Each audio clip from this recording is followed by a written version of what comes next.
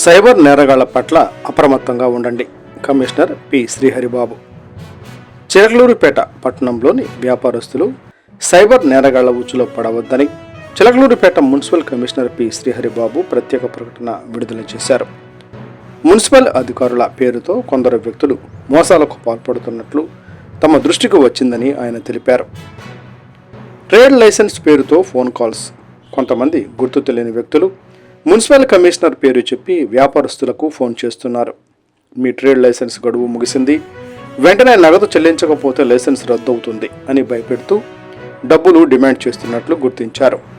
Municipal commissioner P Sriharibabu సూచించిన ప్రధానంగా 9392084710 అనే నంబర్ నుండి ఫోన్ కాల్స్ వస్తున్నాయని, ఆ నంబర్తో జాగ్రత్తగా ఉండాలని సూచించారు.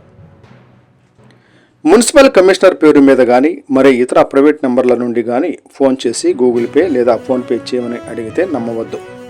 ట్రేడ్ లైసెన్స్ ఫీజులు లేదా ఇతర మున్సిపల్ పనులు కేవలం అధికారిక కార్యాలయంలో లేదా ప్రభుత్వ వెబ్సైట్ ద్వారా మాత్రమే చెల్లించాలి. మున్సిపల్ యంత్రాంగం ఎప్పుడు ఫోన్ కాల్స్ ద్వారా వ్యక్తిగత ఖాతాలకు నగదు పంపమని కోరదు. ఇటువంటి అనుమానాస్పద ఫోన్ కాల్స్ వస్తే వెంటనే మున్సిపల్ కార్యాలయాన్ని సంప్రదించాలి. P Sriharibabu, municipal commissioner.